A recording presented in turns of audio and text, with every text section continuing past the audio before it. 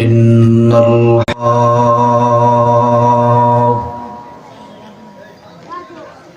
الحمد لله نحمده ونصلي على رسوله الكريم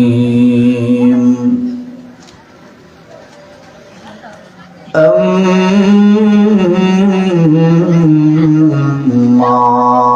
بعد فأعوذ بالله من الشيطان الرجيم بسم الله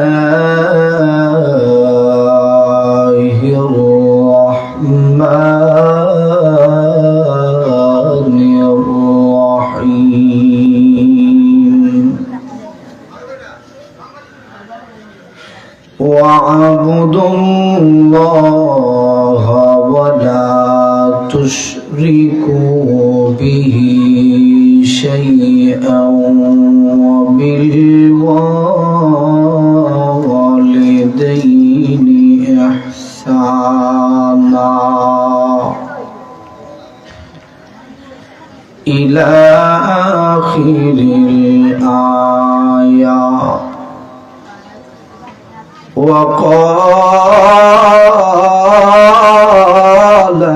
النبي عليه الصلاة والسلام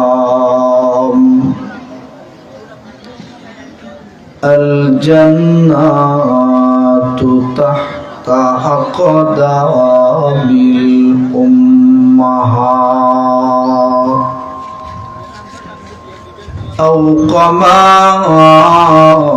قال النبي عليه الصلاة والسلام.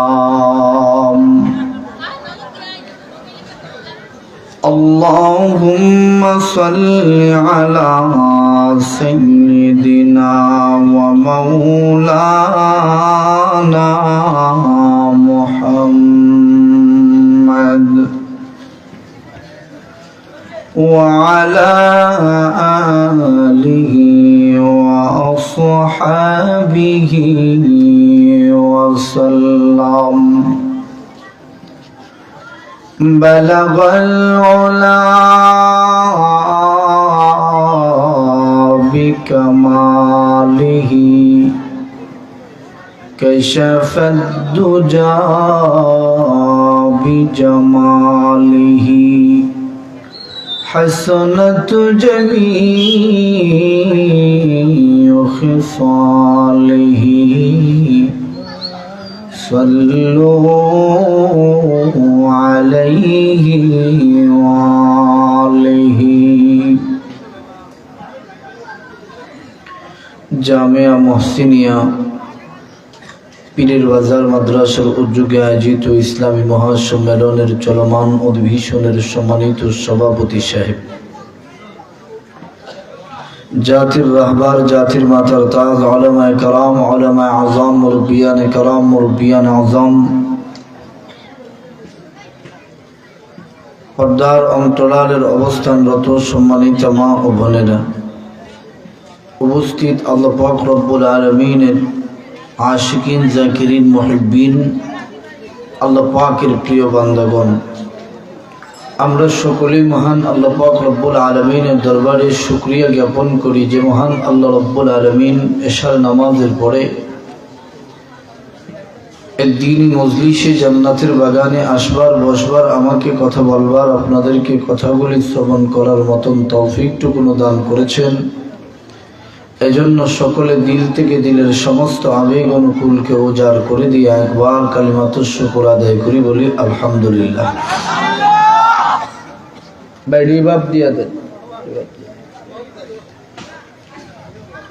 মহান আল্লাহ রব্বুল আলামিন আমাদেরকে মহব্বত করে ভালোবেসে দ্বীনি মজলিসে আসার সুযোগ করে দিয়েছেন, এজন্য আমরা খুশি না বেজার। শাইখ আলী হাসান ওসামা দামদ বরকাতুহুম মাদ্দাজিল্লাহুল আলিয়া হুজুর বয়ান করার কথা ছিল বাদ মাগরিব, আমার কথা ছিল বাদ এশা। আমার টাইম ঠিকই আছে, কিন্তু হুজুর নানান সমস্যায় পড়ে, রোডে মাধবপুরে কোথায় অ্যাক্সিডেন্ট হওয়ার কারণে যানজট লেগে থাকার কারণে হুজুর আসতে লেট হচ্ছে। ইনশাআল্লাহ হুজুর আমার পরপরই আলোচনা করবেন ইনশাআল্লাহ। আমি আপনাদের সামনে পবিত্র কালামুল্লাহ শরীফের এক আয়াতের অংশ বিশেষ আপনাদের সামনে তেলাওয়াত করেছি। রাসূল পাক সাল্লাল্লাহু আলাইহি ওয়াসাল্লামের লক্ষ লক্ষ কোটি কোটি হাদিসের ভান্ডার থেকে ছোট্ট একটি হাদিস আপনাদের সামনে আমি তেলাওয়াত করেছি। মহান আল্লাহ রাব্বুল আলামিন বলেন, ওয়া'বুদুল্লাহ ওয়া লা তুশরিকু বিহি শাইআ। আল্লাহ পাক রব্বুল আলামিন বলেন, আমি আল্লাহর ইবাদতি করো, ইবাদতি যে করবা, লা তুশরিকু বিহি শাইআ, আমি আল্লাহর সাথে কারোকে শরীক করো না। আল্লাহ পাক রব্বুল আলামিন এরপরে বলেন, ওয়া বিল ওয়ালিদাইনি ইহসানা। আল্লাহ বলেন, তোমাদের মাতা পিতার সাথে তোমরা সৎ আচরণ করো। সৎ আচরণ করা মানে হলো তার যত কিছুর প্রয়োজন সব কিছু মিটানোর দায়িত্ব হলো ছেলের। কার? ছেলে এবং মেয়েরও, ছেলে এবং মেয়েরও, সন্তানের।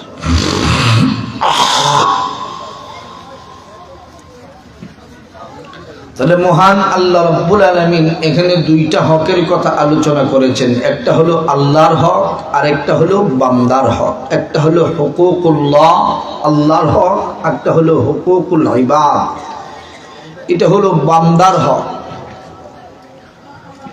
মুফাসসিরিনে কেরামগণ বর্ণনা করেন, আল্লামা শফি সাহেব রাহিমাহুল্লাহ তাআলা তিনার মারিফুল কোরআন গ্রন্থে এইভাবে উল্লেখ করে লিখেছেন, আল্লাহর হকের কথা আল্লাহ পাক কেন প্রথমে আলোচনা করেছেন? কারণ হইল ওয়াত্তাকুল্লাহ। আল্লাহ বলেন ওয়া'বুদুল্লাহ আই ইত্তাকুল্লাহ। আল্লাহ বলেন ইবাদতি যে করবা, ইবাদতির ভিতরে ভয় থাকতে হবে। আওয়াজ করে বলেন কার?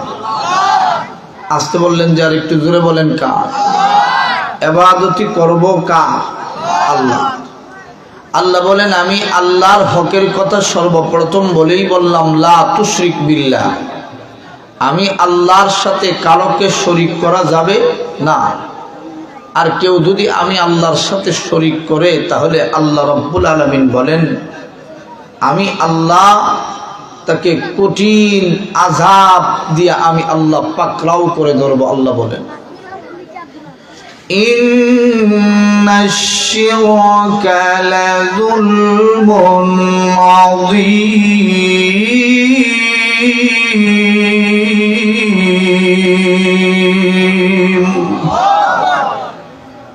সবচাইতে বড় গুনাহ যেটা, এই গুনাহ হলো আল্লাহর সাথে কারোকে শরীক করা।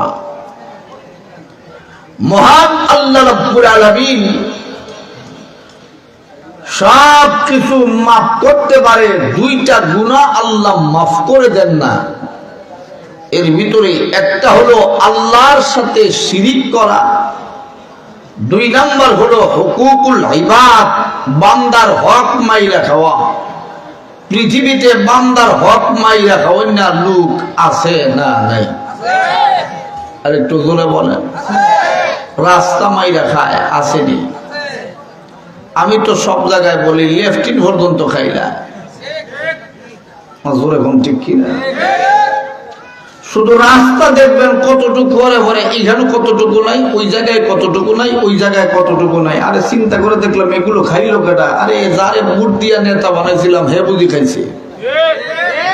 আর একটু জোরে বলেন ঠিক কিনা? এগুলো আল্লাহ ক্ষমা করবেন না। আল্লাহ রাব্বুল আলামিন মানুষকে আল্লাহর হকের কথা সর্বপ্রথম বললেন, ওয়া'বুদুল্লাহ আই ইত্তাকুল্লাহ। যে মানুষের ভিতরে আল্লাহর ভয় আছে এই মানুষটা এক নম্বরে আল্লাহর সাথে কারোকে শরীক করতে পারে না।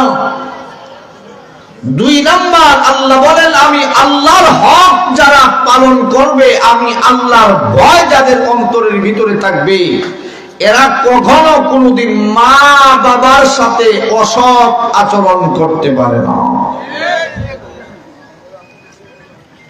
আল্লাহ রাব্বুল আলামিন আমাদেরকে দুনিয়ায় পাঠাইলেন কার মাধ্যমে? মা এবং বাবার মাধ্যমে। জোরে কোন ঠিক কিনা? আল্লাহ রাব্বুল আলামিন আমাদেরকে শিখিয়ে দিয়েছেন মা বাবা কিভাবে সন্তানের সাথে ব্যবহার করবে, সন্তানের সাথে মা বাবা কিভাবে ব্যবহার করবে।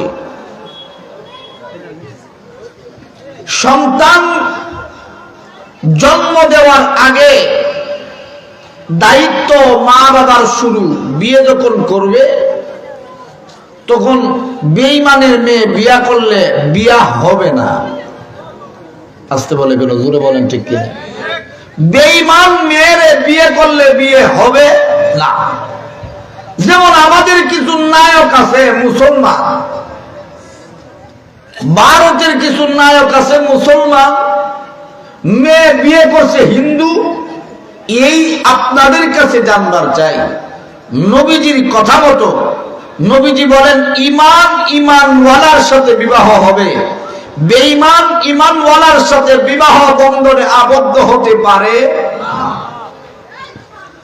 ওই যে শাহরুখ খান বড় নায়ক সেলিব্রিটি, সে বিয়ে করছে যারে, তার বউ হলো গৌরী, তার নাম হলো হিন্দু, হে হলো হিন্দু বংশের, সে হিন্দু ধর্ম পালন করে। আমি তো বলি তার ঘরে যতটা জন্ম নিছে সবটি জারুদ সন্তান। আসতে বললো কেন? জোরে বললো ঠিক কিনা? জারুদ সন্তান, এই জন্য তার ছেলে তার সামনে মদ খায়। তারে অনেকদিন এরকমও নাকি আছে, তারে ঘরের ভিতরে তালাবদ্ধ করে 20 লক্ষ টাকা না দিলে ঘরের থেকে বাইর করতে দেব না। ইজাইতে সন্তান আমাদের দেশে আছে না নাই? আল্লাহ রাব্বুল আলামিন বলেন তুমি বিয়ে যে করবা, বিয়েটা ওই মেয়েরে করতে হবে যেই মেয়ে আমি আল্লাহর প্রতি ঈমান আনয়ন করেছে, আমি আল্লাহকে বিশ্বাস করে। নবীজির হাদিস, নবীজি বলেন কুফু মিলে বিয়া করো। হিন্দু মুসলমানদের বিয়া করা যায়? আসতে বলেন কোন? জোরে বলেন। হিন্দু মুসলমানদের বিয়া করা যায় না? মুসলমান মুসলমানের বিয়ে। এদিকে যাচ্ছে না। সন্তান যদি চরিত্রবান সন্তান হইতে হয়, তোমারে যদি তোমার সন্তান বৃদ্ধাশ্রমে না দিতে হয়, তোমারে যদি বৃদ্ধাশ্রমে না যাইতে হয়, তাইলে ওই সন্তানটাকে সর্বপ্রথম যে শিক্ষা দিতে হবে, এই শিক্ষার নাম হলো আল কোরআন। আসতে বললেন যে জোরে বলেন ঠিক কি? এই আল কোরআন শিক্ষা দেওয়া হয় জামিয়া মুহসিনিয়া পীরের বাজার মাদ্রাসায়। কথা বলেন ঠিক কিনা? কোন হুজুরের মা বাবা আজও পর্যন্ত বৃদ্ধাশ্রমে আসেনি? আছে? বৃদ্ধাশ্রমে নাই। কারণ আল্লাহর ভয় আলেম উলামাদের অন্তরের ভিতরে বেশি। আল্লাহ এই কথা কোরআনে বলেন, ইন্নামা ইয়াখশাল্লাহা মিন ইবাদিহিল উলামা।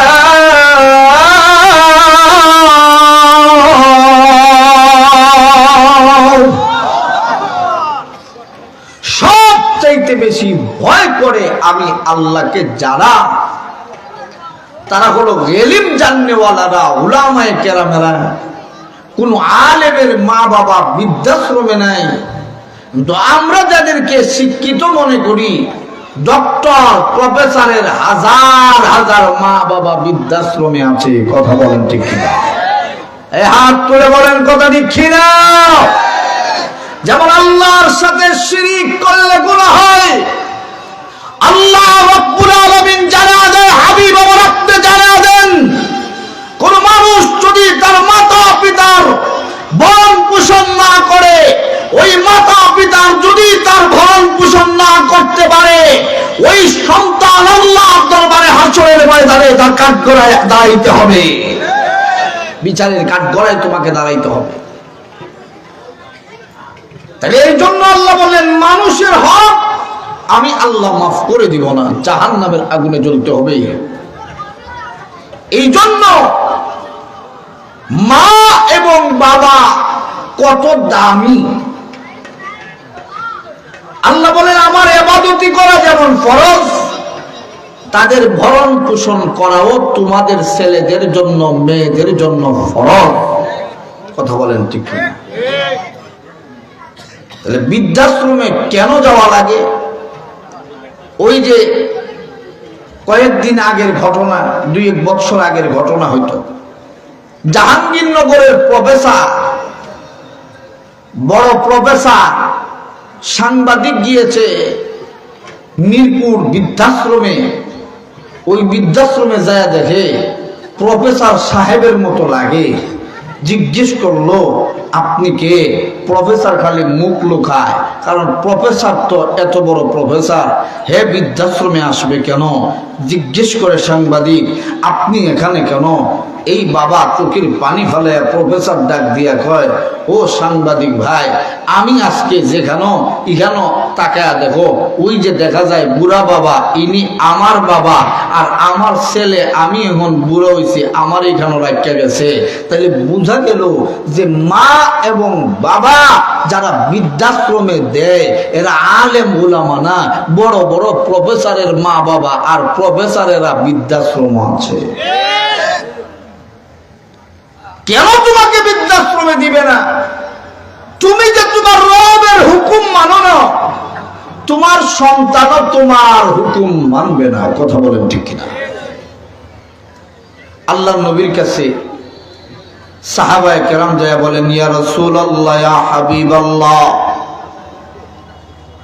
ও আল্লাহর পয়গম্বর, ও নবীজি,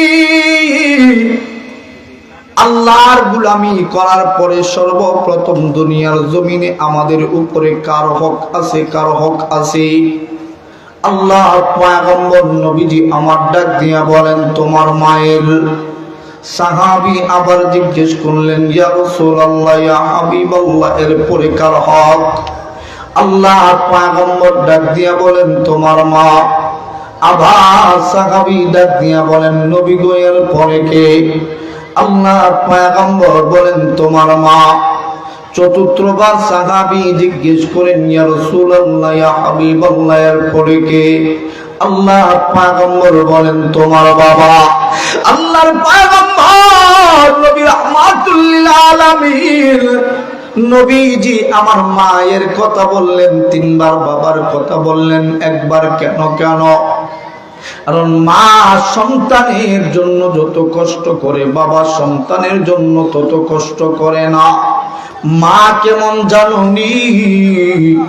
আল্লাহর পয়গম্বর নবীজি বলেন, শোনো শোনো, তোমার চামড়া দিয়া যদি মায়ের জুতা বানায়া দেওয়া হয়, ওই জুতা যদি তোমার মা পয়রা রাস্তা দিয়া হাঁটে, এ বান্দা, এরপরও তোমার মায়ের 1 ফোঁটা দুধের ঋণ শোধ করা সম্ভব না, সম্ভব না। এ বন্ধু, মাদ্রাসার মাহফিল যেহেতু দিলের কান লাগায়া কথাগুলো শোনো। আর বন্ধু আর কোনদিন আসে কিনা বন্ধু জানি না। এ বন্ধু কার মা নাই, কার বাবা নাই, এটাও আমি জানি না। এ বন্ধু মনটারে দিলটারে লাগাইয়া মায়ের বাবার কথাগুলো শুইনা নাও। আল্লাহর পয়গম্বর নবী রাহমাতুল লিল আলামিন নবীজি একদিন রাস্তার পাশে আমার নবীজি সাহাবায়ে কেরামদেরকে নিয়ে বসা। হঠাৎ করে একজন মহিলা, বৃদ্ধা মহিলা হাইটা যায়, নবীকে দেখাই নবীজির কাছে বইসা গিয়েছে। আল্লাহর পয়গম্বর নবীজি নিজের চাদরটারে গাব থেকে সরাইয়া নবীজি আমার চাদরটারে বিছায়া দিয়েছে। ওই চাদরটারে যখন সময় নবীজি বিছায়া দেয়, পাশেই হইল হযরতে ওমর। এই মহিলাটা চাদর পাইয়া চাদরে বইসা যায়। আল্লাহ পয়গম্বর গো নবীজি, কে ওই মহিলা গো নবীজি? আপনার চাদরের মধ্যে বসে গেল। আল্লাহর পয়গম্বর ডাক দিয়া কয়, ওমর রে, তোমরা তারে চিনবা না, তোমরা তারে চিনবা না। আজকে আমি নবীজি যে বড় হইছি, ওই মায়ের দুধ পান করেছি, নাম হলো হালিমা। আল্লাহর পয়গম্বর নবী রাহমাতুল লিল আলামিন নবীজি কেন মায়ের কথা তিনবার বলেছে জানুনি? কারণ মা সন্তানের প্রতি যত মহাব্বত বাবার চাইতে 1000 কোটি গুণ বেশি। এই জন্যই তো আমার নবীজি বলেন, কোন সন্তান যদি মারা যায়, কোন বাবা, যেই বাবাগুলো কবরে নিয়ে যায়, বাবাগুলো কবরে সন্তানরাই আসতে পারে, কিন্তু কোন মা যদি সন্তানকে কবরে নিয়ে রাখত, আল্লাহ নবী বলেন মা কলিজা ফাইটা মারা যাইত। ওই মা আর কবর থেকে উঠতে পারতো না।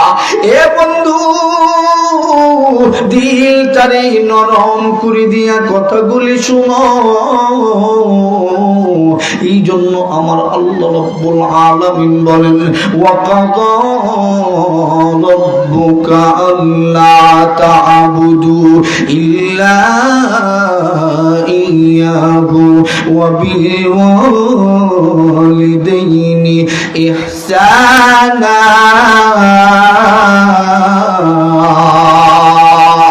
إما يبلغن عندك الكبر أحدهما أو كلاهما فلا تقل لهما أف ولا تنهرهما وقل لهما قولا كريما।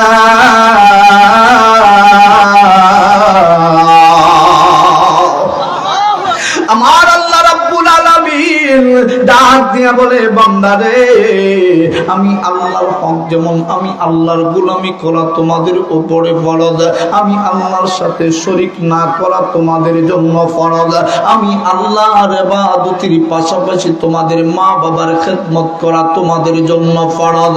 সাবধান সাবধান, ফালা তাকুল্লাহুমা উফিন ওয়ালা তানহারহুমা। ওই মা বাবার সাথে জোরে করে কথা বলবা না, ওই মা বাবারে কষ্ট দিয়া কথা বলবা না। নবীজি বলেন, আল জান্নাতু তাহতা আকদামিল উম্মাহাত। নবী আমার ডাক দিয়া কয়, উম্মাত, ওই মা যদি কষ্ট পায়, ওই মা যদি আল্লাহর কাছে বিচার দেয়, ওই বাবা যদি আল্লাহর দরবারে নালিশ করে ফেলে, আমার আল্লাহ ওই মায়ের দোয়াটা ফিরায়া দেয় না। এ বন্ধু, বুখারী শরীফের ঘটনা। জুরাইজ ইবাদতের ভিতরে, জুরাইজ রাহমাতুল্লাহি আলাইহি ইবাদতের ভিতরে ইবাদত করতেছে, আমার আল্লাহর সিজদার মধ্যে জুরাইজ চলে গিয়েছে। মা ডাক দেয়, জুরাইজ আসো বাবা আসো। সন্তান জবাব দিবে কিনা, জবাব দিবে না। এর দিক দিয়া হলো আল্লাহর ইবাদত করে, অন্য দিক দিয়া মা ডাকতেছে, কি করবে চিন্তায় পড়ে গেল। মনে মনে ভাবতেছে ইবাদতটা শেষ করি, এরপরই মায়ের জবাব দিব। 3 বার মা ডাকছে, কিন্তু জুরাইজ ইবাদত থেকে দূরে যায় না, ইবাদত আল্লাহর গোলামিতে মগ্ন হয়ে আছে। মা একটা বদদুয়া দিতে শুরু করে দিল। মা ডাক দিয়া কয়, জুরাইজ রে, এত করে তোরে আমি ডাকলাম, তোরে 10 মাস 10 দিন আমি মা পেটে ধারণ করলাম, ঘরের দরজা খুললি না।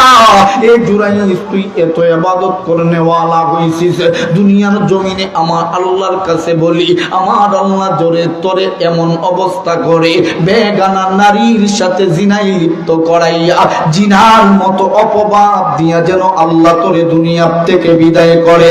হযরত জুরাইজ ঘর থেকে বাহির হলেন, মাকে আর খুঁজে পান না। কয়েকদিন পরে বন্ধু এমন একটা সত্যি ঘটনা ঘটে গেল। এক রাখাল এক দাসীর সাথে এমন কুকর্ম করলো, এই দাসীর পেটের মধ্যে সন্তান চলে আসছে। এই সন্তান আসার পরে স্বীকার করে না, স্বীকার করে না। এই রাখাল বলে না না, এই সন্তান আমার না।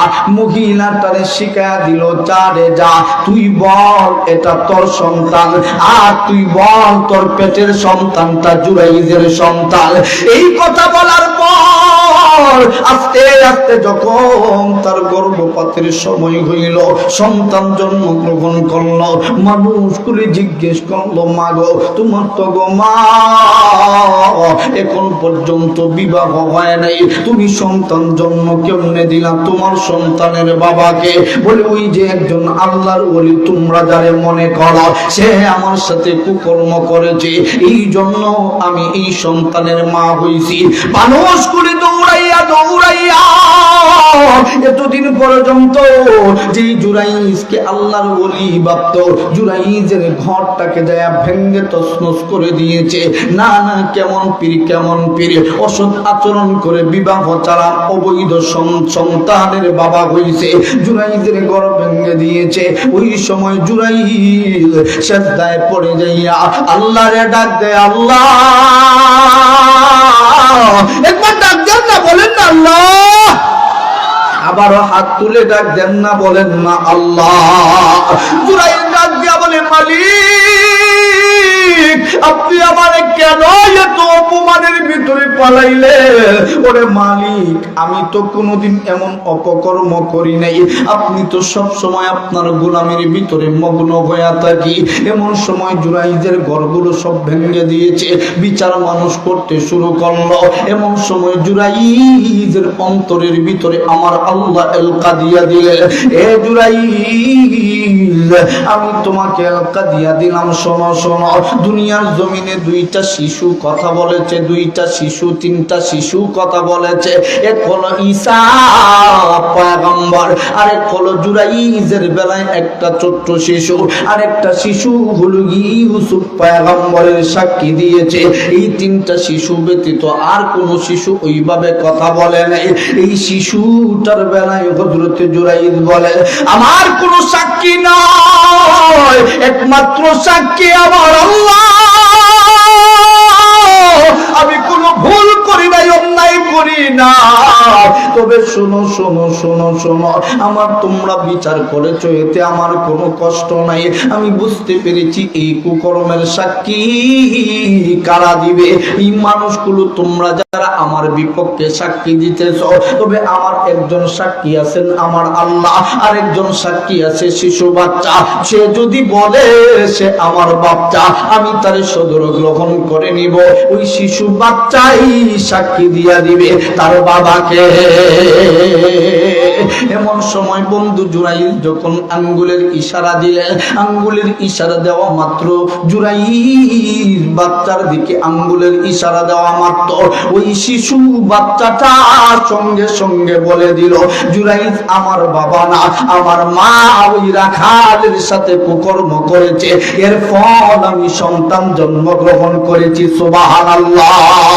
এ বন্ধু, এই কথা বুঝাইবার জন্য এই হাদিসটা বললাম। নবীজি বলেন, মা এবং বাবা দোয়াটা করতে দেরি হয়, সন্তানের জন্য দোয়াটা কবুল হইতে দেরি হয় না। এ বন্ধু, দুনিয়ার জমিনে এমন কোন আইন নাই, আদালত নাই, মায়ের বিচার করতে পারে। কথা বলেন ঠিক কিনা? মায়ের বিচার করার মতো আইন আদালত দুনিয়ায় বানানো হয় নাই, বানানো হয় নাই। নবীজি বলেন, মা যদি কাফের হয় এরপরও মায়ের হক তোমারে দিতে হবে, বাবা যদি কাফের হয় এরপরও বাবার খবর রাখতে হবে।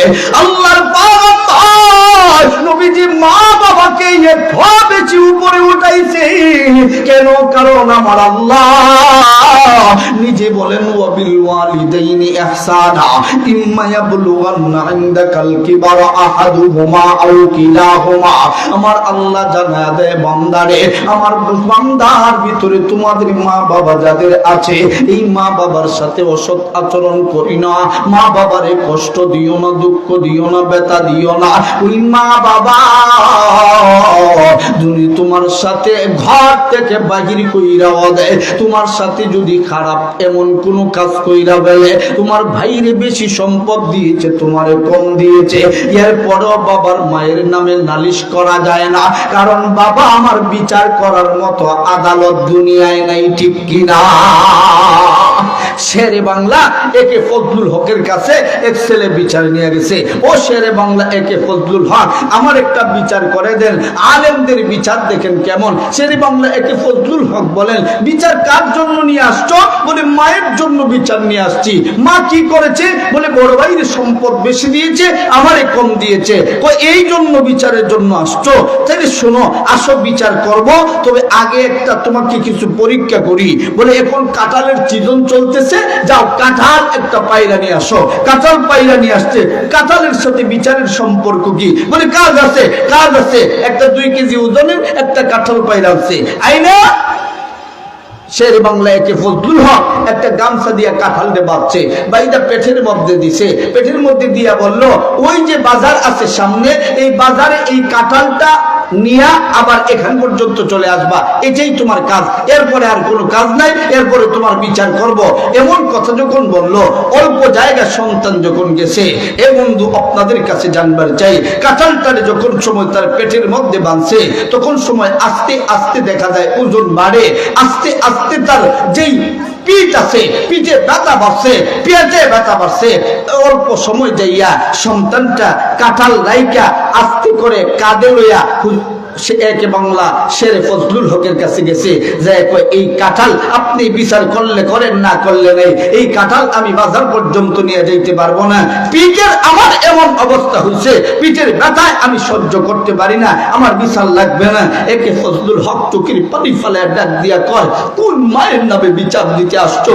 যেই মা তোমার গর্ভধারণ করতে যাইয়া তোমার 10 মাস পর্যন্ত গর্ভধারণ করতে যাইয়া 2 থেকে 2.5 কেজি বাচ্চা তুমি ছিলা, তোমার এই গর্ভে ধারণ করতে যাইয়া পেটের মধ্যে মা নিয়া রাস্তা চলাচল করছে, বাবার বাড়িতে গেছে, বাজারে গেছে, যেখানে প্রয়োজন সেখানে গেছে।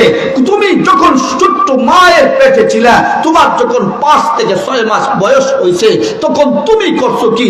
তোমার মায়ের পেটে হাত দিয়া গুতা মারছো, পা দিয়া লাথি মারছো। মা ঘুম থেকে জাগ্রত হইয়া আল্লাহ বইলা ডাক দিয়া উঠতো, চিৎকার করে উঠতো, ওই মায়ের নামে বিচার দিতে আসছো। পৃথিবীর জমিনে এমন কোন আইন নাই, আদালত নাই, মায়ের বিচার করতে পারে, কথা বলে ঠিক কিনা? মুসলমান ভাইরানে আমার, কোন মায়ের কষ্ট দাও? এ বন্ধু যারা বাবা হইছো, আপনারাই বলতে পারবা মা সন্তানের জন্য কতটুকু কষ্ট করে। এ বন্ধু, সন্তানের বাবা যারা এখানে বাবা আছো, বুঝবা মা সন্তানের জন্য কতটুকু কষ্ট করে। সন্তানটা যখন মায়ের পেটের মধ্যে আসে, এ বন্ধু সন্তানটা পেটে আসার পরে 3 থেকে 4 মাস 5 মাস বয়স যখন সন্তানের পেটের মধ্যে বয়া যায়, এই সন্তানটা আস্তে আস্তে তার হাতে শক্তি আসে, পায়ে শক্তি আসে, আস্তে আস্তে বন্ধু হাত দিয়া মায়ের গুতা মারে। মা যদি ঘুমন্ত অবস্থায় থাকে, ঘুম থেকে লাফ দিয়া মা উইটা বইসা যায়, পাশের ঘর থেকে মানুষগুলো দৌড়ে আসে, ডাক দিয়া কয়, মা গো তুমি এমন করে চিৎকার করে কান্না করে উঠলা, কারণ কি? মা চোখের পানি ফেলায়া ডাক দিয়া কয়, কে যেন আমার পেটের ভিতরে ছুরি দিয়া পাড়াইতেছি, সহ্য করবার পারি না। আবার অল্প সময় পরে আবার এই মেয়েটা চিৎকার কইরা উঠে। যখন মায়ের পেটে সন্তানটা নড়াচড়া করে, যেমন চাকু দিয়া কেউ পারে। এরে বন্ধু, দুনিয়ার জমিনের পুরুষেরা, এ পীরের বাজার, মৌলভী বাজার এলাকার মানুষেরা দিলেরই কাল লাগায়া শোনো, তোমার পেটের ভিতরে যদি একটা পিঁপড়ায় কামড়া কামড়ি করে তোমার কেবল হবে। এ বন্ধু 18 ইঞ্চি একটা মানুষ পেটের ভিতরে লইয়া এই সন্তানটা যখন সময় নড়াচড়া শুরু করে, পেটটা তো বন্ধু নরম একটা জায়গা, এই জায়গার ভিতরে যখন সন্তান নড়াচড়া করে, মায়ের পেটের ভিতরে মোট 12 ইঞ্চি জায়গা আছে, কিন্তু ছেলে হোক মেয়ে হোক লম্বায় 1 থেকে 18 ইঞ্চি পর্যন্ত ছেলেটা লম্বা হয়। এই লম্বা ছেলেটা যখন মেয়েটা নড়াচড়া শুরু করে, পেটের মধ্যে যখন হাত দিয়া সন্তানটা গুতা মারে, মা প্রসাব থেকে লাফ দিয়া দাঁড়া যায়। মা যদি শুয়া থাকে, সন্তানটা যদি পেটের মধ্যে পা দিয়া লাফতি মারে, সন্তানের জ্বালা শব্দ করতে না পাইরা এমন সবাই মা লাফ দিয়া ঘুম থেকে বইসা যায়। যারা সন্তানের বাবা হইছ তারাই বুঝবা মা কত কষ্ট করে। এর বন্ধু, এই সন্তানের মা ঘুম থেকে লাফ দিয়া উইটা আহ বইলা এত জুড়ে একটা চিৎকার করে, পাশের ঘর থেকে মানুষগুলো দৌড়ে আসে, মা গো কি হইছে, এত জুড়ে জুড়ে চিৎকার করে কাতলা করো কেন? এই সবার মা ডাক দিয়া বলতো, মা গো সহ্য করবার পারি না গো মা, সহ্য করবার পারি না। কে যেন আমার পেটের ভিতরে ছুরি দিয়া পড়ায়।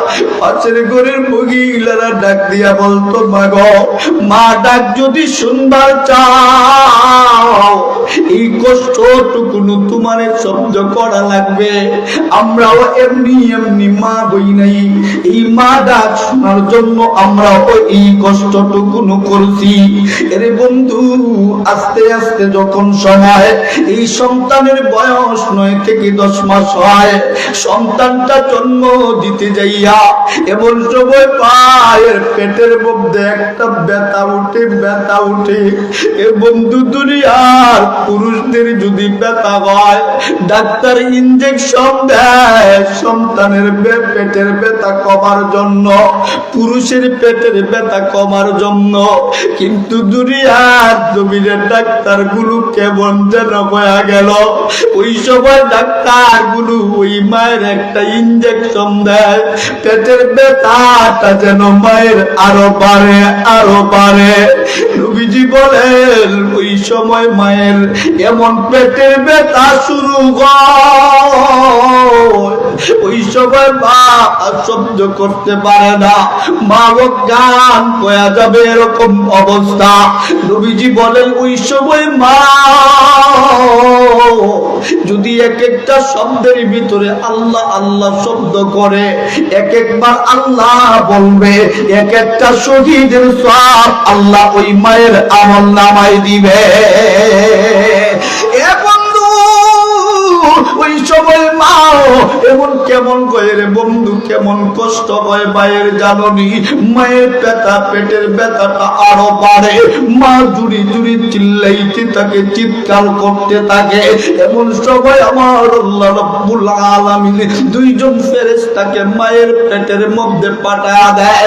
এই 2জন ফেরেশতা পেটের মধ্যে আইসা ওই সন্তানটা এতদিন পর্যন্ত মাথাটা ছিল উপর দিক দিয়া, ফেরেশতাগুলি মাথা তার নিজ দিকে নিয়ে যাওয়া হয়। সেই ছেলেটা হোক মেয়েটা হোক, এই সময় ছেলে মেয়ে যেই হোক না কেন, লম্বা হয়ে পুরা 18 ইঞ্চি হয়ে যায়। নবীজি বলেন, মায়ের 13 ইঞ্চি পেটের ভিতরে কেমনে 18 ইঞ্চি মানুষের জায়গা হবে? এমন সময় সন্তানটা পা দেয়া কলিজার মধ্যে আঘাত করে। ওই সময় মায়ের কলিজার মধ্যে সন্তানটা এত জোরে আঘাত করে, মা সহ্য করবার পারে না। মা অজ্ঞান হইয়া বাটির মধ্যে পইরা যায়, মা অজ্ঞান হইয়া বাটির মধ্যে পড়ে যায়। সন্তানটা যখন দুনিয়ার জমিনে ভূমিষ্ঠ হয়, এই সন্তানটা জন্মগ্রহণ করার পরে সকলেই খুশি, সকলেই খুশি। একটা বারের জন্য মায়ের খোঁজ খবর কেউ নেয় না। মা অজ্ঞান হইয়া মাটির মধ্যে পড়ে থাকে। বা হঠাৎ করে যখন শুনতে পায় এই সন্তানটা তো কান্না করে বইলা, মায়ের যখন সবাই আমার আল্লাহ মায়ের কানে আওয়াজ শুনাইয়া মায়ের আমার আল্লাহ হুশ আমার আল্লাহ ফিরে দেয়। এই মায়ের হুশ যখন সময় ফিরে আসে, মা একটা বার সন্তান কেমন নোংরা অবস্থায় আছে, ঘরের ভিতরে দুর্গন্ধ, সন্তানের গায়ে ময়লা, একবারের জন্য ময়লার দিকে মা তাকায় না ডাক দিয়া কয় আবার আপন সন্তান আমার মনারে আমার হাতের মধ্যে দে। এই সন্তানটারে কুলে লইয়া মা বারবার সন্তানটারে চুম্বন দিতে থাকে। এরে বন্ধু, মা হইল ওই জাতি হাজারো ব্যথা পায়, মা বুইলা যায়। সন্তানটা মা যখন ডাকতে থাকে, বাবা যখন ডাকতে থাকে, বাবার বড় ভালো লাগে। সন্তান যখন মা বইলা ডাক দেয়, মায়ের বড় ভালো লাগে। মা বাবা তোমার টাকার পাগল না, পয়সার পাগল না। এরে বন্ধু, এই জন্য আমার নবী বলে তোমার মায়ের ঋণ দুনিয়ার কোন মানুষ শোধ করা সম্ভব না। আওয়াজ করে বলেন ঠিক কিনা? এ বন্ধু, দিলটারে নরম করে দিয়া কথাগুলি শুনো। এই বন্ধু, দুনিয়ার মধ্যে এমন ঘটনা আছে, মা সন্তান জন্ম দিতে যাইয়া মা দুনিয়ার থেকে বিদায় হয়ে যায়, এমন ঘটনা সমাজে আছে না নাই? এ বন্ধু, কোন মায়ের কষ্ট দেয়, কোন মায়ের ঘর থেকে বাগির করে দিবার চাও? এ বন্ধু, তোমার যখন সবাই তোমার পকেট ছিল না, তোমার বাবার পকেট টানে, তোমার বাবার পকেট টানে তোমার পকেট বানায়া দিয়েছে। এ সন্তান, মায়ের কষ্ট দিস না, বাবারে কষ্ট দিস না। আবার আল্লাহ বলেন বান্দা, তুই যখন তোর মায়ের কষ্ট দে, আমি আল্লাহর কুদরতি অন্তরে যায় লাগে, আমি আল্লাহর আরশটা পর্যন্ত তত্তর করে কাঁপতে থাকে। এ বন্ধু, ব্রাহ্মণবাড়িয়ার ঘটনা বেশি দূরের ঘটনা না। এর বন্ধু, সন্তান জন্ম দিতে যাইয়া মা দুনিয়া থেকে বিদায় হয়ে যায়, এরপর কয় আমার সন্তানটা বাইচা থাক। এই সন্তান এখনো দুনিয়া দেখে নাই, মায়ের পেটের মধ্যে এমন ব্যথা শুরু হয়েছে, মানুষগুলো দৌড়াইয়া তারে হসপিটালে নিয়ে যায়। গার্জিয়ান গুলোকে ডাক্তার ডাক দিয়া বলে, ও গার্জিয়ানেরা শুনো, ওই মাকে যদি বাঁচাইতে হয় সন্তানটাকে মাইরা ফেলতে হবে। স্বামী গার্জিয়ান বলে না, এই সন্তানটারে মাইরা ফেল, মারে বাঁচায়া দাও। এমন সময় গার্জিয়ান গুলো সকলেই বলে মারে বাঁচাও, সন্তানটারে মাইরা ফেল। মাই কথা শুইরা সহ্য করতে পারে না।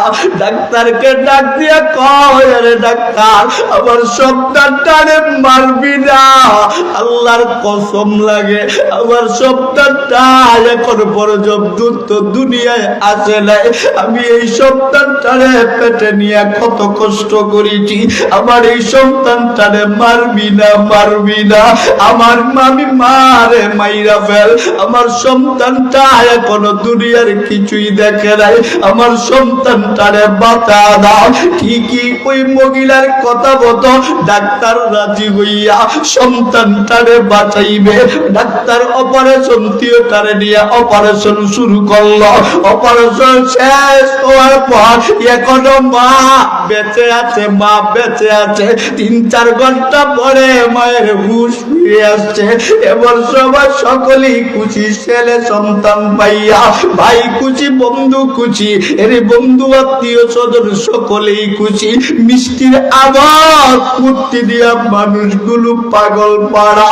ওই মেয়েটা ডাক দিয়া কয়, ও আমার স্বামী গো, একসাথে কতদিন চলছি গো স্বামী, কথাবার্তায় কত কষ্ট না জানি তোমারে দিয়েছি, আমারে মাফ করিয়া দিও। আমার সন্তানটারে দেই কারাই সন্তানের কথা যখন স্বামী শুনছে, ডাক দিয়া কয় তুমি কই যাবা? এই মেয়েটা তো ভালো করে জানে মেয়েটা বাঁচবে না বাঁচবে না।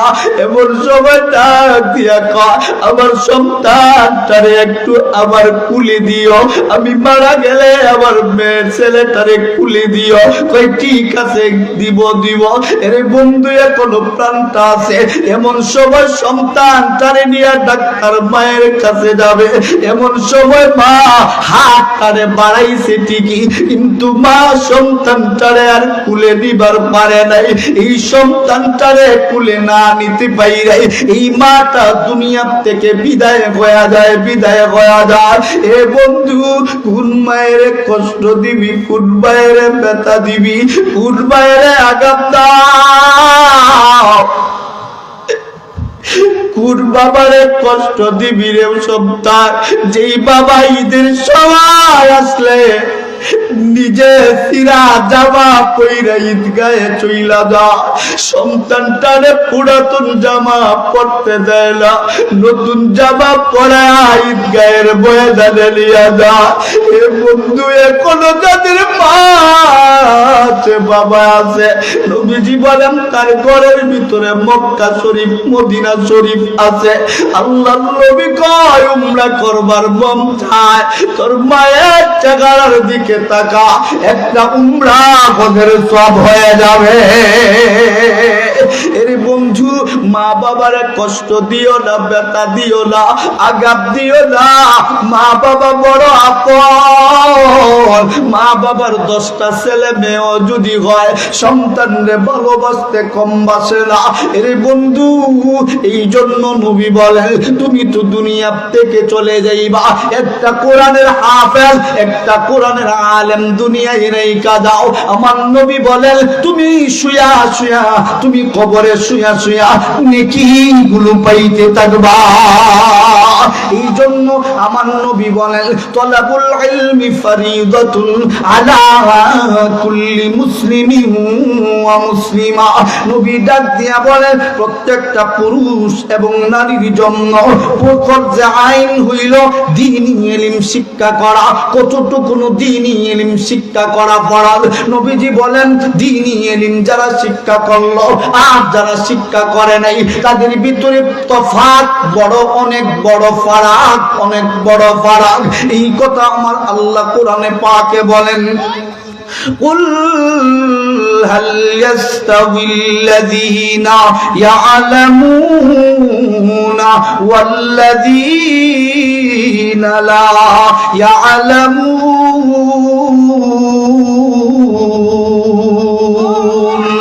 আমার আল্লাহ রব্বুল আলামিন বলেন যারা দ্বীনি ইলম শিক্ষা করেছে আর শিক্ষা করে নাই তাদের ভিতরে অনেক বড় তফাৎ, অনেক বড় তফাৎ। এই জন্য আমার নবীজি বলেন যারা কোরআনের ইলম শিক্ষা করলো এই মানুষগুলোর কত দাম, কত দাম জানোনি? নবীজি বলেন একটা আলেম 40 জন মানুষকে যাদের জন্য জাহান্নাম ওয়াজিব হয়ে গিয়েছে সুপারিশ করে করে এই আলেম 40 জন তার গোষ্ঠী গাড়াপ থেকে মানুষগুলা নিয়ে জান্নাতে যাইতে পারবে। এজন্য সন্তান যখন কথা বলতে পারে এই সন্তানকে শিক্ষা দিতে হবে আল কোরআন। কথা বলেন ঠিক কিনা? কেমনে তোমার সন্তান তোমার কথা শুনবে? তুমি তো আল্লাহর কথা শুনো না, তুমি মালিকের কথা শুনো না। তোমার মা, তোমার বাবা তোমাকে দ্বীনি ইলম শিক্ষা করায় নাই, তুমি কেমনে তোমার মায়ের জন্য দোয়া করবা? এমনও ছেলে দুনিয়ায় আছে আমরা দেখি যে সন্তান মায়ের জানাজাটা পর্যন্ত পড়াইতে পারে না, বাবার কাফন কিভাবে লাগাইতে হয় এই জিনিসটা পর্যন্ত পারে না। এরকম আছে না? আর একটু জোরে বলেন আছে না? না? তুমি কেমন মানুষ, তুমি কেমন ছেলে জন্ম দিলা, তুমি কেমন মেয়ে জন্ম দিলা? তুমি মা মারা যাওয়ার পরে তোমার মেয়েটা তোমার কাফন কিভাবে পরাইতে হয় এই জিনিসটা ওই জানে না, মানুষের ডাইকা ডুইকা আনন্দ লাগে। আর জোর এখন ঠিক কিনা? তুমি এমন ছেলে জন্ম দিলে, যেই ছেলে জন্ম দেওয়ার পরে জানাজা পড়ানোর জন্য হুজুর ডাকতে হয়। নবীজি বলেন, কোন সন্তান যদি বাবার মার জানাজা পড়ায় আর জানাজা পড়ায় আল্লাহর কাছে যখন দোয়া করে, আল্লাহ আবার মা বাবার মাফ করে দাও, নবীজি বলেন সঙ্গে সঙ্গে সন্তান সহ আল্লাহ দুজনকে একসাথে মাফ করে দেন। তাহলে কোরআনে ইলম শিক্ষা যদি করাইতে হয়, তাহলে সকালবেলা মাদ্রাসায় মসজিদে না পাঠাইয়া কিন্ডার গার্ডেনে পাঠাইতে হবে। ইহুদি আর খ্রিস্টানের বাচ্চারা আমাদের ছেলে মেয়েদেরকে যেন নষ্ট করা যায়, এজন্য আগে সকালবেলা মানুষগুলো ছোট বাচ্চাগুলো যাইতে হলো মক্তবে। আর এখন আমাদের মা বাবারা ছোট বাচ্চাদেরকে সকালে নিয়ে যায় কিন্ডার গার্ডেনে। এই হাত তুলে বলেন ঠিক কিনা? আমরা এই বাংলার জমিনে আমরা আর এই কিন্ডার গার্ডেন গুলো দেখতে চাইও, যেই কিন্ডার গার্ডেন গুলো সকালবেলা খোলা হয়, সকালবেলা খোলা হয়, এই কিন্ডার গার্ডেন গুলো বন্ধ করে দিতে হবে। কথা বলে ঠিক কিনা? মাদ্রাসাগুলো সকালে খোলা থাকবে, দ্বীনি ইলম শিক্ষা করবে ছাত্ররা। কিন্তু এই কিন্ডার গার্ডেন, ইহুদি খ্রিস্টানের বাচ্চারা কিন্ডার গার্ডেন খোলার কারণে সকালবেলা পুরা শীতের ভিতরে বাচ্চাদের ঘুম থেকে তুললা মায়ে লইয়া যায় কিন্ডার গার্ডেনে। আর এমন হয় বাবা তাকে বিদেশে, মা তাকে দেশে, গেছে লইয়া কিন্ডার গার্ডেনে ভরাইতো বাচ্চারে, বাচ্চা তো ইয়া মাহফুরুত। জোরে কোন আছে না? না আরো জোরে বলেন আছে না? না এমন ঘটনা আমাদের সমাজে ঘটে কি ঘটে না? এই জন্য আল্লাহ নবী বলেন, তোমার পেটে যখন সন্তান আসবে, এই সন্তান পেটে আসার পরে বেশি বেশি কোরআন তেলাওয়াত করো। এখন আমরা বেশি বেশি গান শুনি, এখন মহিলারা সিরিয়াল দেখে, সিরিয়াল কটকটির সিরিয়াল দেখে। এখন ঠিক কিনা? আর একটু জোরে বলেন ঠিক কিনা? ইটার জন্ম গ্রহণ করার পরে এটা তো হি জাতে রইব। আর একটু জোরে বলেন ঠিক কিনা? তোমার ঘর থেকে তুমি করবা চুরি, তুমি করবা সামারি, তুমি দেখবা সিনেমা, আর তোমার ছেলে আব্দুল কাদের জিলানি হইব, এটা সম্ভব না। একটু জোরে বলেন ঠিক কিনা? আব্দুল কাদের জিলানি যদি হইতে হয়, আব্দুল কাদের জিলানির মায়ের মতো হতে হবে। কথা বলেন ঠিক কিনা? আব্দুল কাদের জিলানির বাবা কেমন ছিলেন আল্লাহর ওলি? একটা ফল পাইছে নদীর ধারে, ফল পাইছে নদীর ধারে, আল্লাহর ভয় কেমন তার অন্তরে। এই ফল যখন পাইছে, এই ফলের বাগান কোথায় খুঁজতে খুঁজতে বাগানের কাছে গেছে। বাগানের পাহারাদারদেরকে বলে, একটা ফল পাইছি, আমার একটু মালিকের সাথে দেখা করে দাও, ফলটারে আমি খাইছি, খাইয়া তো একটা গুনাহ করে বলছি। মালিকের কাছে গেছে, মালিকও বড় পীর। মালিকের কাছে যাওয়ার পরে মালিক বলতেছেন, তোমার মাফ করা যাবে না, তুমি যদি 10 বছর আমার গোলামি করো তাইলে তোমারে আমি মাফ করতে পারি। আব্দুল কাদের জিলানির বাবা কয়, ঠিক আছে 10 বছর গোলামি করব, এর হলো মাফ চাই। জোরে করেন সুবহান। মুসলমান ভাইরানে আমার, আব্দুল কাদের জিলানির বাবা বড় একজন আল্লাহর ওলি। আল্লাহর ওলি বাগানের মালিকের কাছে গেলেন, ওই মালিকও বড় আল্লাহর ওলি। ওই আল্লাহর ওলির কাছে ডাক দিয়া বললেন, ও বাগানের মালিক, দয়া করে আমার একটু মাফ করে দেওয়া যায় কিনা? এই নদীর ধার দিয়া আমি হাঁটতেছিলাম, হাঁটতে হাঁটতে দেখি একটা আপনার বাগানের ফল এদিক দিয়া যাচ্ছে। আমি মনে করছি ফলটা নষ্ট হয়ে যাবে, এই জন্য এই ফলটা আমি খাইয়া ফেলছি। আব্দুল কাদের জিলানির বাবা এবার বলতেছেন, যদি আপনি আমারে মাফ কইরা দেন। এমন সময় মালিক ডাক দিয়া বলেন, না না, তোমারে মাফ করা যাবে না। মাফ তোমার একটা শর্তের বিনিময়ে করা যাইতে পারে। তুমি যদি 10 বছর আমার বাড়িতে গোলামি করো, এই 10 বছর আব্দুল কাদের জিলানীর বাবাকে রাখার পরে আব্দুল কাদের জিলানীর বাবা এবার ডাক দিয়া বলেন, এবার তো 10 বছর আপনার গোলামি করলাম, এবার আমারে মাফ করে দেওয়া যায় কিনা? এবার ওই বাগানের মালিক আল্লাহর ওলি ডাক দিয়া বলেন, মাফ তোমারে করতে পারি, শর্ত আছে। বলে শর্ত কি? যত বড় শর্তই আপনি দেন না কেন, এই শর্ত মাইনা হইল আপনার বাড়ির থেকে মাপ চাইতে হবে। যদি আমি এর ভিতরে মহিরা যাই, আমার আল্লাহ তৈরি জাহান্নামে যাওয়া ছাড়া আমার উপায় নেই, উপায় নেই। এবার মালিক বলতেছেন, শোনো শোনো, আমার একটা মেয়ে আছে অন্ধ, এই মেয়েটাকে বিয়ে করতে হবে। আমার একটা মেয়ে আছে হাত নাই, তারে বিয়ে করতে হবে। আমার একটা মেয়ে আছে এমন কালোর কালো, এই কালো এমন কালো অন্ধকারের রাত্রির মতো কালো, এই মেয়েটাকে তোমাকে বিয়ে করতে হবে। যার পা নাই, পা দিয়ে হাঁটতে পারে না, তারে তোমাকে বিয়ে করতে হবে। এবার যুবক দিয়া বলতেছিলেন আব্দুল কাদের জিলানীর বাবা ডাক দিয়া বলে, মালিক যাই বলেন, এরপরেও আপনার কথা মানতে রাজি, এরপরেও আপনার কাছে আমি মাপ চাই, মাপ চাই। আব্দুল কাদের জিলানী রহমাতুল্লাহি আলাইহির বাবা বললেন, ঠিক আছে বিয়ে করব। বিয়ে যখন সময় করছে, এ বন্ধু বাসর রাত্রিতে যখন ঘরে ঢুকলো, এবার দেখা যায় যেন অন্ধকারের ভিতরে ফুটফুটে চন্দ্রের আলো ফুটে রয়েছে। তাকায়া ঘর থেকে দৌড়ায়া বাহির হয়ে গিয়েছে। ও আল্লাহর ওলি, বাগানের মালিক, আপনি না বললেন আপনার মেয়েটা অন্ধ, কিন্তু আপনার মেয়ে কি বলেন ঘরের ভিতরে দেখেন কে বৈশা রয়েছে। আপনি না বললেন আপনার মেয়ে কালো, এত সুন্দর মেয়ে আমার জীবনে কোনোদিন দেখি নাই। আপনি না বললেন আপনার মেয়ের হাত নাই, এত সুন্দর হাত আমার জীবনে কোনোদিন দেখি নাই। ও আল্লাহর ওলি, আপনি না বললেন আপনার মেয়েটা হাঁটতে পারে না, এত সুন্দর পা দিয়া আস্তে আস্তে করে হাঁটে, এত সুন্দর নিপুণ ভাবে নিখুঁত ভাবে কেউ হাঁটতে পারে না। এমন সময় আল্লাহর ওলি বাগানের মালিক ডাক দিয়া কয়, এ আব্দুল কাদের জিলানীর বাবা শুইনা নাও, এই আমার মেয়েকে আমি অন্ধ বলেছি কেন জানোনি? জিন্দেগিতে কখনো কোনোদিন কোনো পরপুরুষের দিকে আমার মেয়ে তাকায় নেই। আমি পা ন্যাংরা বলেছি কারণ কি জানোনি? আমার মেয়ে কোনোদিন বাজারে যায় মার্কেট করার জন্য যায় নাই। আমার মেয়ের হাত নেই কেন বলেছি তুমি জানোনি? আমার মেয়ের হাত দিয়া কখনো কোনোদিন অপকর্ম করে নাই। আমার মেয়েকে কালো বলেছি কেন জানোনি? বাহিরে সূর্যের আলো সহ মানুষগুলোর কাহারের ভিতরে ছিল না, মানুষগুলোর আলোর ভিতরে ছিল না। আমার মেয়েটা অন্ধকারের ভিতরে সব সময় আমার মালিকের গুনাহের ভিতরে মগ্ন থাকে।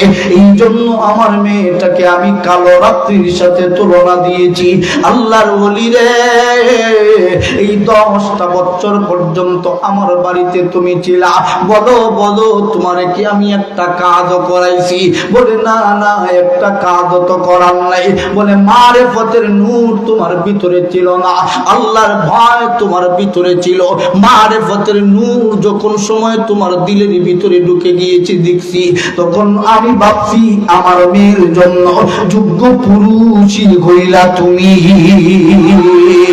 ওই মায়ের ঘর থেকে জন্ম নিয়েছেন আব্দুল কাদের জিলানী রহমাতুল্লাহি আলাইহি। আব্দুল কাদের জিলানীর মা সন্তানটাকে মক্তবে পাঠাইলেন।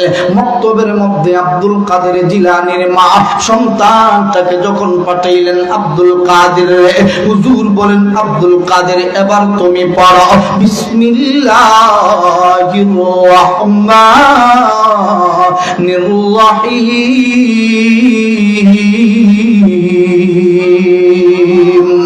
এমন সময় বন্ধু হযরতে আব্দুল কাদের জিলানী, আউলিয়ার কেরামত সত্য না মিথ্যা? এই হাত তুলে বলেন সত্য না মিথ্যা? ওলি আউলিয়ার কেরামত বন্ধু সত্য এই আল্লাহর ওলি আব্দুল কাদের জিলানী রাহমাতুল্লাহি আলাইহি এমন সময় হুজুরের কাছে বিসমিল্লাহ বইলা 18 পারা একসাথে কোরআন তেলাওয়াত করে শোনাইছে। হুজুর অজ্ঞান হয়ে বলছে কি শুনলাম ছোট একটা দুধের বাচ্চা, এই বাচ্চাটা 18 পারা কোরআন শরীফ কেমনে শোনাইল? এমন করে ডাক দিয়া কয়, এ ছোট বাচ্চা আব্দুল কাদের, এত সুন্দর বিশুদ্ধ কোরআন তেলাওয়াত তুমি কেমনে করলা? এত সুন্দর তেলাওয়াত তুমি কেমনে পারো? বলে জানি না আমার মাকে জিজ্ঞেস করতে হবে। মাকে যখন ছেলেটা জিজ্ঞেস করে, মা গো এত সুন্দর তেলাওয়াত আমি কেমনে পারলাম, এটাই তো আমি বুঝি না। হুজুর ডাক দিয়া বলে, মা গো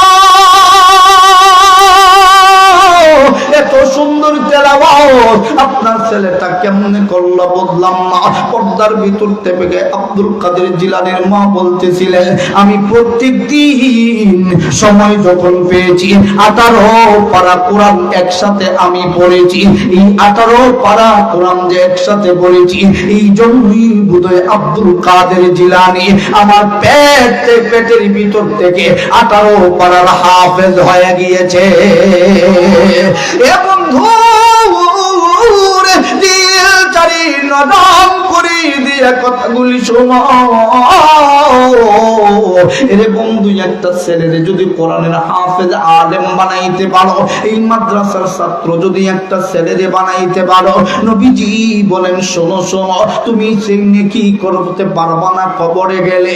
আমার নবীজি বলেন রোজ তুমি কবরে চইলা গিয়েছো, তোমার সদকায়ে জারিয়া স্বরূপ একটা সন্তান দুনিয়াতে আছে, এই সন্তানটা দোয়া করতে দেরি হবে, আমি আল্লাহ দোয়াটা কবুল করতে দেরি করব না। এ বন্ধু কুতুবাতে আহকামের ভিতরে একটা ঘটনা বন্ধু এমন আছে, এক আল্লাহর ওলি কবরের পাশ দিয়ে হাইটা যায়। এই কবরের পাশ দিয়ে যখন আল্লাহর ওলি হাইটা যাইতেছে, এমন সময় কবর পাইয়া ইসালে সওয়াব তেলাওয়াত কোরআন শরীফ পড়া, দুরূদ শরীফ ইস্তেগফার তেলাওয়াত কইরা আল্লাহর ওলি বাড়ির মধ্যে বন্ধু চলে গেলেন। বাড়ির মধ্যে রাত্রি নামাজ পড়া, এশার নামাজ পড়া ঘুমায়া গেলেন। আল্লাহর ওলিকে আমার আল্লাহ স্বপ্নে দেখা, এটা হলো এলকায়ে রহমানি, এটা এলকায়ে রহমানি। আমার আল্লাহ রাব্বুল আলামিন স্বপ্নে দেখায়, এ আমার ওলি তুমি দিনের বেলা যে কবরস্থানের সামনে গিয়ে দিয়া আসছিলা, ওই কবরের সামনে দাঁড়াইয়া যে ইসালে সব করছিলা, কবরের মধ্যে তুমি পৌঁছায়া দিয়েছিলা ইবাদত গুলি। এ মুসলমান যুবক ভাই বৃদ্ধ বাবাজিরা, আপনাদের কাছে জানবার চাই, কবর আনার জায়গা না দেওয়ার জায়গা? আনার জায়গা না দেওয়ার জায়গা? তাহলে দেওয়ার জায়গা যাইয়া ওখানে যাইয়া ইবাদতি দিবে, কিন্তু ইবাদতি না দিয়া টাকা দেয়। জোরে কোন ঠিক কিনা? হাত তুলে বলেন ঠিক কিনা? এ বন্ধু দিলটারি নরম করে দিয়া কথাগুলি শোনো। এমন সময় বন্ধু আল্লাহর ওলি, এমন সময় স্বপ্নে দেখতেছে রাত্রি বেলা নেকি গুলো বন্টন হইতেছে। আল্লাহর ওলি বন্টন গুলো তাকায়া দেখতেছে। কবরে আল্লাহর কবর বরজক জগতে মানুষগুলো কবরের বাসিরা লাইন ধরে নেকি গুলো নিতেছে। এমন সময় আল্লাহর ওলি তাকায়া দেখে একজন মহিলা অনেক দূরে বৈশা রয়েছে, নেকি নেওয়ার জন্য কোনো ঘোড়া নাই, তারা নাই। এমন সময় আল্লাহর ওলি স্বপ্নের ভিতরে যেন ডাক দিয়া বলেন, মা গো তুমি যে এখানে বৈশা রয়েছে, তোমার কি নেকি প্রয়োজন নাই? এমন সময় মহিলাটি ডাক দিয়া বলতেছিল, হুজুর গো আমার অবশ্যই নেকির প্রয়োজন আছে, তবে আমার নেকি ওইভাবে আনতে হয় না, আমি একটা নেক সন্তান দুনিয়ার জমিনে কোরআনের হাফেজ রেখে আসছি। আমার ওই সন্তানটা প্রত্যেকদিন কোরআন তেলাওয়াত করে আমি মায়ের কবরে ইসালে সব স্বরূপ নেকি পাঠায়। আল্লাহ বলি বললেন স্বপ্নের ভিতরে, তোমার ছেলের বাড়ি কোথায়? বলে অমুক গ্রামে আমার ছেলের বাড়ি। বলে তোমার ছেলেটা কোন কি করে? বলে আমার ছেলেটা অমুক বাজারে, অমুক গল্লিতে, অমুক ব্যবসা করে, অমুক দোকানটা আমার ছেলের। আল্লাহর বলি ঘুম ভেঙে গেল। আল্লাহর বলি রাত্রিবেলা আর ঘুমান নাই, ফজরের নামাজটা পড়েই আল্লাহর বলি বাহির হয়ে গেলে। আল্লাহর বলি সকালবেলা বাড়িতে গেলে, বাড়িতে এই যুবকটা নেই। যুবকটারে খুঁজতে খুঁজতে আল্লাহর ওলি চলে আসলেন দোকানে। বাজারে যেই স্বপ্নের ভিতরে যেই গলি দোকানটা দেখছিলেন, ওই দোকানটার মধ্যেই দেখা যায় একজন মানুষ এরকম বসে আছে, মাথার মধ্যে পাগড়ি, বন্ধু লম্বা জুব্বা পায়ে গায়ে দেওয়া। এই মানুষটা বন্ধু যেনটা পড়তেছে ইয়াসিন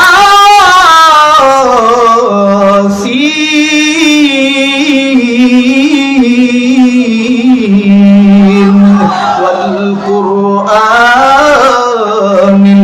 হাকীম।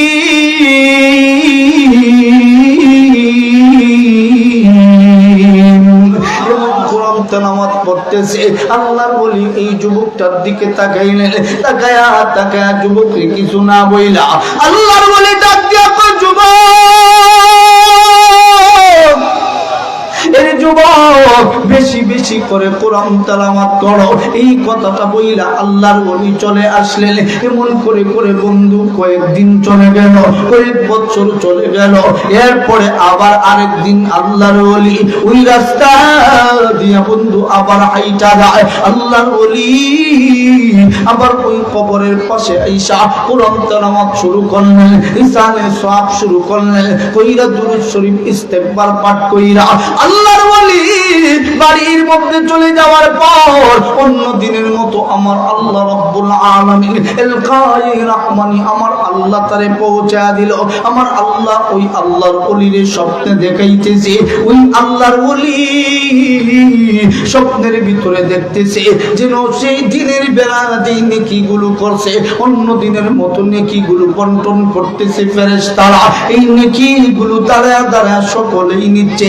এই লাইনের ভিতরে তাকায়া দেখে এতদিন পর্যন্ত যেই মহিলাটা নেকির জন্য পাগল পাড়া ছিল না, এই মহিলাটাও এখন লাইনের ভিতরে দাঁড়ায় আছে।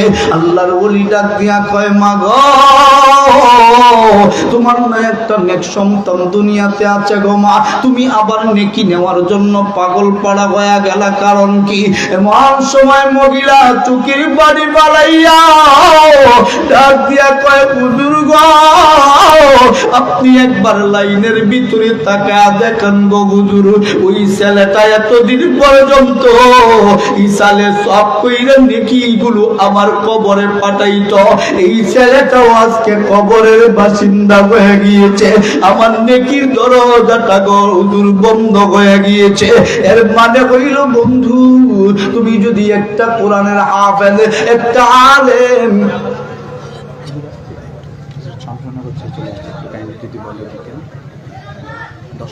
জি হুজুর হুজুর শমশেরনগর ছেড়ে এখানে চলে আসছেন, হয়তো 10 থেকে 12 মিনিট 15 মিনিট সময় লাগবে। কষ্ট হইতেছে আপনাদের? কষ্ট হইতেছে আপনাদের? হাত তুলে বলেন কষ্ট হইতেছে। কষ্ট হইলে বলেন, তাহলে অন্য হুজুর দিয়ে আলোচনা করবো, চলবে? চলবে? তাহলে ওই সন্তান জন্ম দেওয়া দরকার যেই সন্তান মরণের পরে কোরআন শরীফ তেলাওয়াত করে। আর এমন সন্তান তুমি জন্ম দিলা, তোমার মেয়ের বিয়ে দেওয়ার সময় ঢুল বাজা। এই হাত তুলে বলেন ঠিক কি না?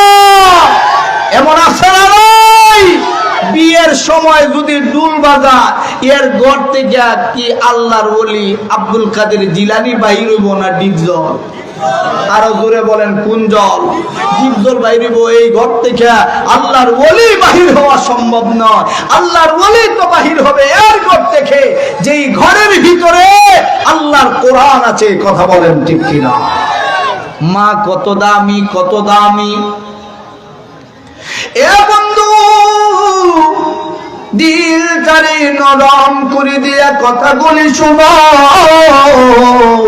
এরে বন্ধু, মায়ের কত দাম, কত দাম তুমি জানো না?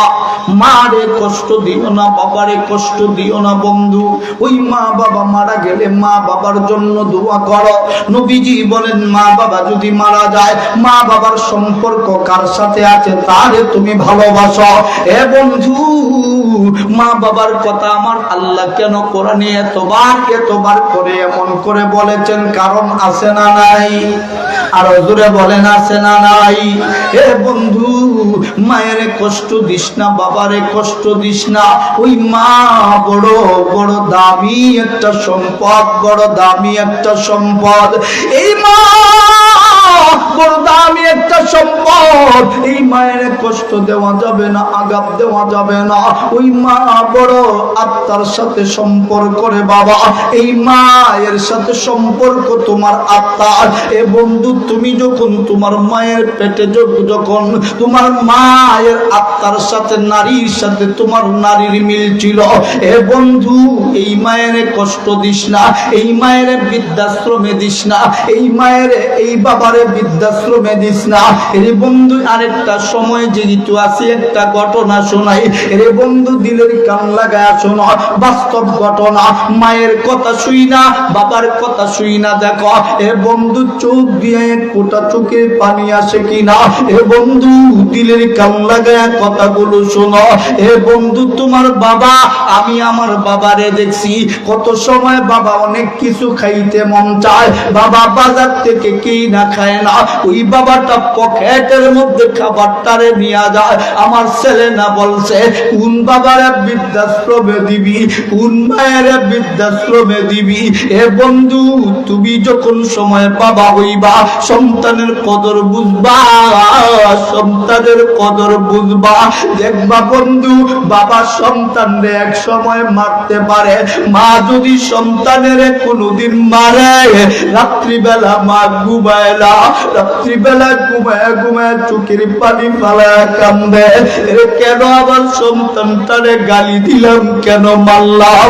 এ বন্ধু, রাগ কইরা অনেক সময় মা বলে ঘর থেকে বাহির হয়ে যা, ঘর থেকে সন্তান যদি বাহির হয়ে যায়, বাবা এক সময় আরামে ঘুমাইতে পারে, মা আরামে ঘুমায় না, ঘুমায় না, ঘুমায় ঘুমায় চোখের পানি ফালায় কান্দে।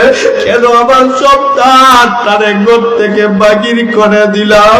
এ বন্ধু, তুমি যখন ছোট ছিলা, তুমি প্রস্রাব পায়খানা করতে করতে ঠান্ডার দিনে এরে বন্ধু সমস্ত বিছানা ভিজা দিতা।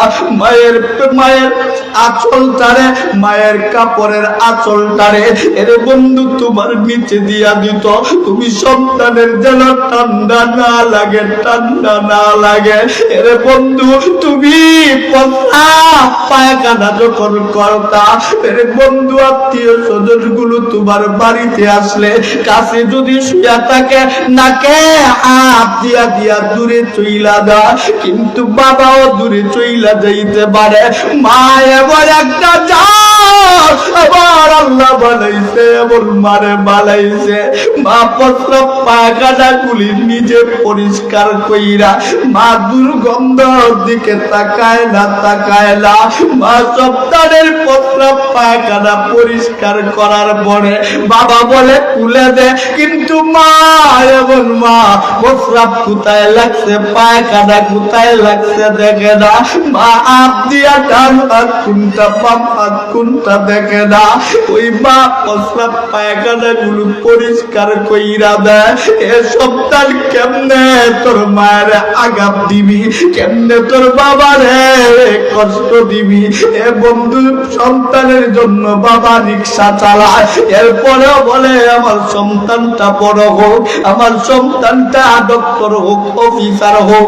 এ বন্ধু, সিরাজগঞ্জের একটা ঘটনা, বড় ছেলেটা বড় অফিসার হইছে, সন্তানগুলো এমনও আছে বন্ধু, মা বাবারে এমনও আছে গ্রামে রাইকা বউ বাচ্চা নিয়ে ঢাকায় চইলা যায়, বড় বড় শহরে চইলা যায়, মা বাবার খোঁজ খবর পর্যন্ত নেয় না।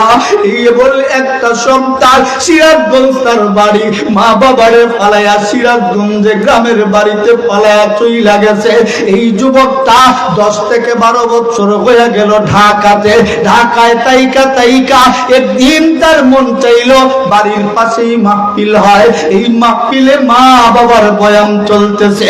মা বাবার বয়ান শুইনা চোখ দিয়ে পানি পালাইয়া মায়ের প্রেমে ঘর থেকে বাহির হয়ে গেছে।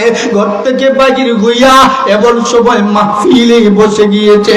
মায়ের কথা যখন শুনছে, মায়ের এমন কষ্ট দিয়েছে, চোখের পানি ফালায় কান্না শুরু করছে। আর নিজের বাসায় যাব না, আমি আমার বাবার বাড়িতে চইলা যাব।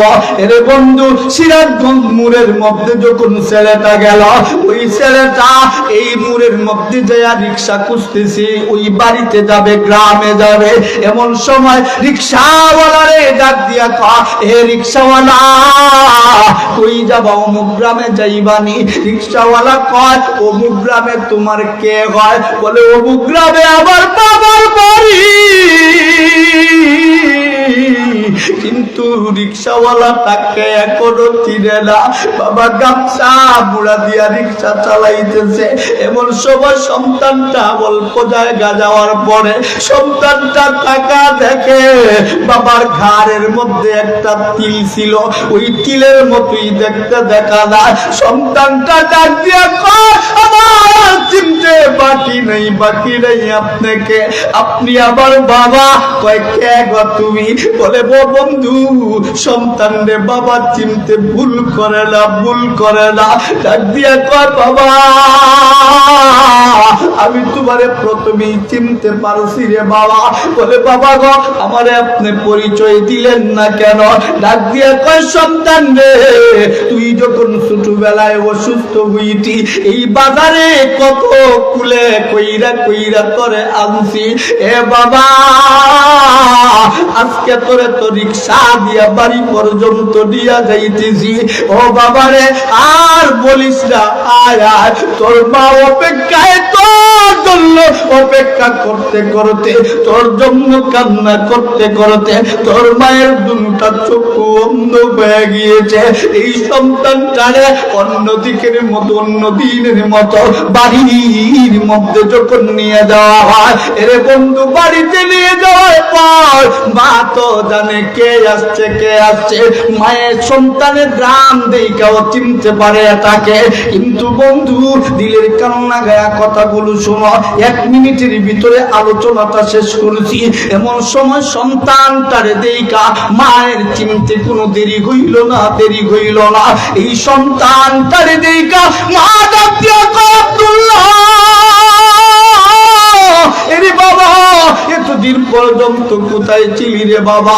তোরে দেখার জন্য কতই না আফসোস ছিল রে বাবা। 10 বছর আগে আমি মারে পালায়া গিয়েছিলি রে বাবা, একটা দিনের জন্য দেখতে আসলি না। একটা বার আমি তোর মায়ের মুখ থেকে তোর ডাকটা শুনবার চাই। আমি মা তোর ডাক শোনার জন্য পাগল হয়ে আছি। বড় ভাই সাহেব চলে আসছেন। আর আলোচনা করার মনে হয় ঠিক হবে না, কারণ লম্বা করেছি, উনি আসা পর্যন্ত লম্বা করেছি। আমি